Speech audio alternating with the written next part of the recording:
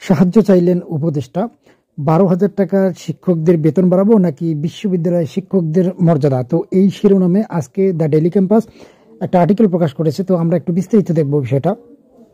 শিক্ষা উপদেষ্টা অধ্যাপক ডক্টর ওয়াহিদুদ্দিন মাহমুদ বলেছেন, উচ্চশিক্ষায় গবেষণা করতে হলে শিক্ষায় বাজেট বাড়ানোর বিকল্প নেই। তবে এটা হঠাৎ করে হবে না। এই ব্যাপারে আমার মাথায় যে চিন্তাগুলো আছে তা হলো, কাদেরকে দিয়ে শুরু করব? প্রাইমারি শিক্ষক নাকি বেসরকারি খাতের এমপিওভুক্ত শিক্ষক যারা 12,000 টাকা বেতন পান তাদের এমপিও বাড়াবো নাকি বিশ্ববিদ্যালয়ের শিক্ষকদের মান মর্যাদা বাড়াবো?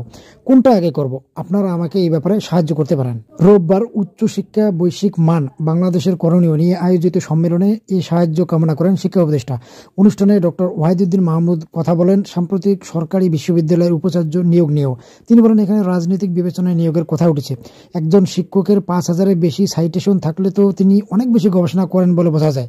তাহলে তিনি কখন রাজনীতি করার সুযোগ পান? সরকারি এবং বেসরকারি বিশ্ববিদ্যালয়গুলোর শিক্ষা এবং গবেষণা বাড়ানোর দরকার জানিয়ে উপদেষ্টা বলেন, পূর্ববর্তী সময়ে দেশের শিক্ষাঙ্গনে নানান সংকট সৃষ্টি হয়েছে। এখানে রীতিমতো দুর্বৃত্তায়ন করা হয়েছে। আমরা সেগুলো বন্ধ করতে কাজ করছি। সেজন্য আমরা উপাচার্য সহ অন্যান্য নিয়োগের ক্ষেত্রে যোগ্য ব্যক্তিদের আমরা নিয়ে আসছি।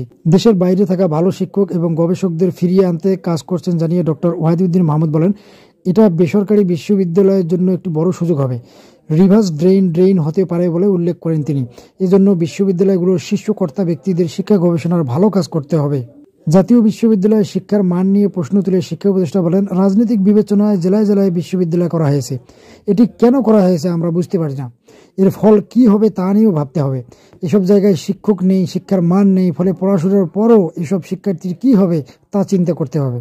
তো দর্শক, এই নিউজের মূল কথা হলো যে আসলে শিক্ষা উপদেষ্টা নিজেই একটা দুশ্চিন্তার মধ্যে আছেন যে আসলে কার বেতন আগে বাড়ানো দরকার এবং কিভাবে এই শিক্ষা টোটাল ধীরে ধীরে যে সংস্কারের পর্যায়ে নিয়ে আসা, এটা কিভাবে তিনি করবেন এ নিয়ে তিনি দ্বিধাদ্বন্দ্বে আছেন, যার ফলে সবার কাছেই আসলে পরামর্শ চেয়েছেন।